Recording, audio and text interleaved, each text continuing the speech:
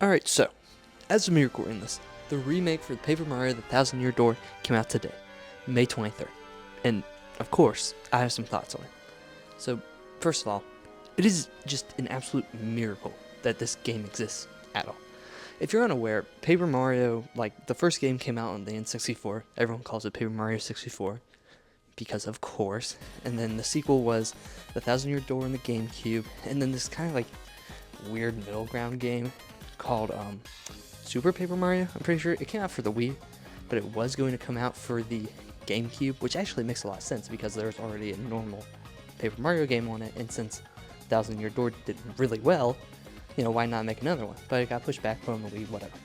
And then around I want to say 2013, 3DS time, Nintendo released a game called Paper Mario Sticker Star. And that game just shit the bed on this little sub-series. That game, I had it as a kid. I had it just because I liked the way the box art looked. The weird, fabric type thing. It looked like art, it looked like arts and crafts is what I'm trying to say. And me being an art kid, that was very ooh, neat. Cool, whatever. But that game, that was 8. It wasn't because the other two games outside of Super Paper Mario, they were actual RPGs. Full turn-based, it was an action RPG. Kind of think the Mario and Luigi series that was actually running alongside this. And also shit the bed. Happens, I guess. But no, Sticker Star, it was kind of it was an RPG, but it wasn't, because a normal RPG, you have a certain amount of you'll have your normal attacks. In Paper Mario, you'll have your hammer and your jump. Always. Those can't go away. And you learn attacks over time. But your specials and junk, they can only be used with a certain amount of points or that type of thing. But this one, it relied on stickers as your attack. And that was just stupid. I mean, because it makes because in the older games, you got XP. Every other RPG ever, you got XP when you fought, which gave you a reason to fight almost all the enemies you saw, because you'd get stronger, you'd get better, it'd make the game funner, easier, more challenging, whatever you want. But this, the more you fight, the more you just deplenish your goods, which that's just stupid. That gives no incentive for you to fight. And this is kind of the shifting point in the series where it turned from a Mario RPG adventure to just a Mario adventure with slight kind of turn-based battles. And even though people cried and complained about it, we got Color Splash on the Wii U, which the game's a step up. I've only played 30 minutes of it. I haven't played a lot of it. It's a step up, at least in the visual department anyway, because the Wii U's way more powerful than the 3DS, obviously. But it relies on the same system, the more you use, the more you fight. It's not helping you. It's stupid. So you might as well just fight the boss battles. And then back in 2020, fun little COVID moments. I don't know if I'm allowed to say that on YouTube, but fuck it. They shadow dropped, not even shadow dropped, they announced the Origami King, which I've owned that game for forever. I've played it. That is the best of the new bunch. It's not an RPG. Get that out of your mind. It's not at least the other two games, Sticker Star and Color Splash, were kind of RPG adjacent. This is not. This is a puzzle game. The attack pattern, it's a puzzle game because you move the little shifty things around. It's fun. It's very fun. Now, you can't, going into it, you can't think it's going to be an RPG. And that's what I did. I went in, I was there's no, because I remember watching all the trailers, I'm there's no way in hell. This is not RPG adjacent at all. So, you might as well just go in an open mind. And I really like that game. I really like the puzzle stuff. I think it was a very good step up. But, in the visual department anyway, I love the game. I love the way it looks. I love the paper aesthetic. I know some people, I remember seeing this video, a few years back. It was probably when Origami King came out, and it's it shifted from Paper Mario to Paper Mario. they put the more emphasis on the paper. And I do agree with that. Like, you had, like, colored pencils, tape, a whole bunch. Like, that shit's stupid. Like, that's meta, and that, yeah, you can have your little fun meta moments, but just do that in, like, the dialogue. You don't need to do that on, like, the actual game. Make original characters. But, I guess the thing I'm trying to say is, we haven't had an actual RPG since the Thousand Year Door. And fans have been, like, this is, like, I've only played about an hour and a half of the remake, and I can tell you, this shit's pretty good. Like, fans have been begging for this for decades, like, literally. And I think it's just, because the thing with Nintendo is, you never know, like, some things you do know, like, yeah, of course we're getting a Breath of the Wild sequel. That is one of the highest praised games ever. And of course we're getting a 3D Kirby game, like, whatever. But, like, with the release of Origami King, it was like, okay, they're not going back. Like, that would be stupid. They're very branched into this more, like, puzzle-like scenario, and people liked it, so, like, why go back? So that made the announcement of this, like, I'd say it was probably, like, a few months ago. Shocking. Absolutely shocking. Like, who thought that was gonna happen? Not me. Like, never in my days did I think that. And I'm not, like, I didn't even play the original game. I was still like, there's no fucking, like, this is awesome. Like, I'm excited for this game, and I didn't even fucking, like, play it. I'm not even like, oh, I'm a veteran, like. So, and I think I think this game's gonna sell exceptionally well. One, you've already got people, maybe, like, people who, like, played the game as a kid and don't own a Switch, who really liked it, are nostalgic for it, but couldn't replay it because it's like $1 trillion on the GameCube. So when this game got announced, they're like, oh shit, like, I might as well just buy a Switch and get this game with it. It's brilliant. Like, I'm absolutely sure that Nintendo knows the market for the Thousand Year Door. They know people have been asking for it. Like, they don't live under a rock. Well, sometimes they do, but for the most part, they don't live under a rock, so they get it. But I'm rambling. Let me get on to my actual thoughts about the game. Like I said, I've only played about an hour and a half of the game.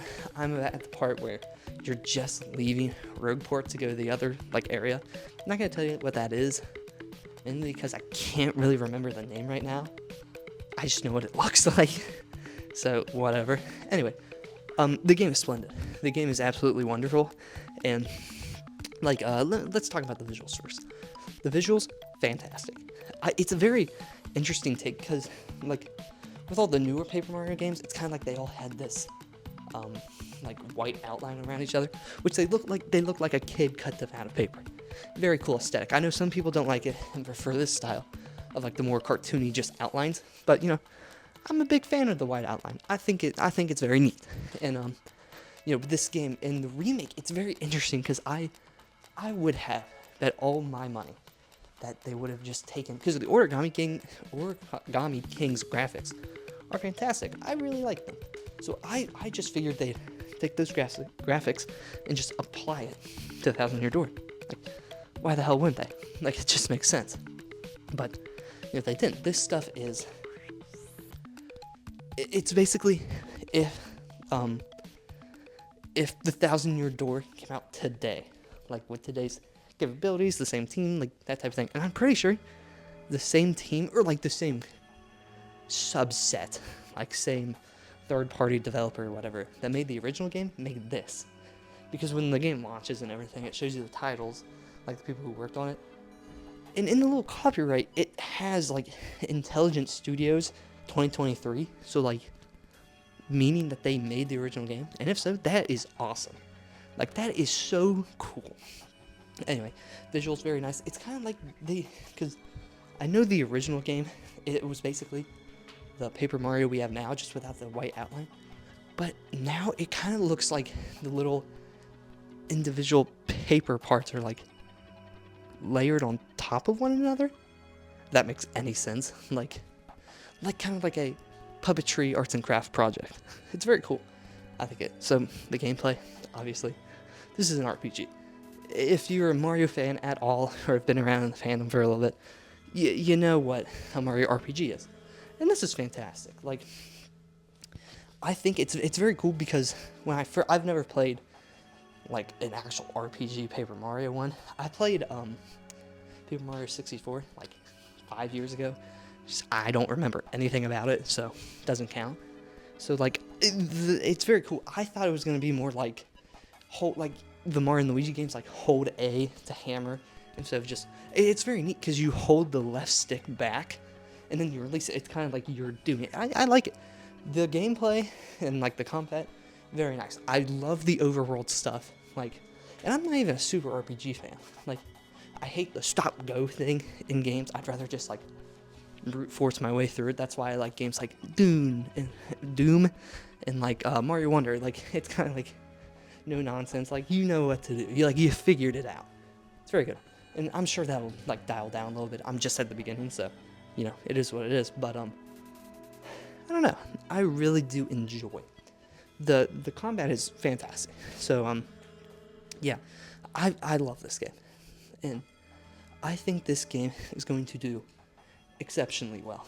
Like, and this tells us like the two other main releases that Nintendo, like at least like Nintendo first party releases have been the Mario vs. Donkey Kong remake and Princess Peach Showtime. And this perfectly pairs with them along with the Luigi's Mansion 2 remake with this is Nintendo Switch's last year. And that was confirmed by like the president of Nintendo on Twitter randomly, just cuz. So why? Who knows? But this is the Switch's last year, or at least the last-ish year. I can't remember if it said the Switch 2, as we will call it, is being announced next year or releasing. Probably both, but whatever. You can tell this is Nintendo's last year because they're doing a lot of remakes. They're like, oh, that's neat. And then games that are like, just fuck it. Like Princess Peach. That is pretty much a just send it game. I didn't really enjoy that game, but that's a very neat game. I'm happy it exists. But this game, this is very much a, fuck it. People didn't want it. Just do it, sell a few more units. You know what I mean?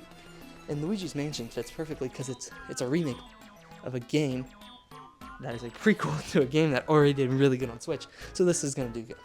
I'm very happy. I'm very excited. And you know, the Switch has had a very good life.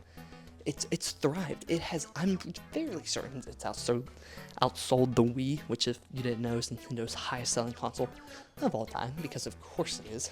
So, you know, it's good. And I think the Switch 2 will be an absolute success, because why wouldn't they? Like, why wouldn't it be? As long as they don't pull another Wii U, we'll be fine.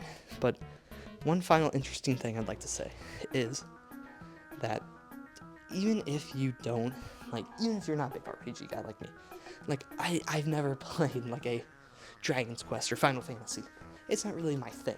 But I think this game, and even the Mario RPG remake, give them a shot. Like, these games have a whole hell of a lot of charm, and they're so good.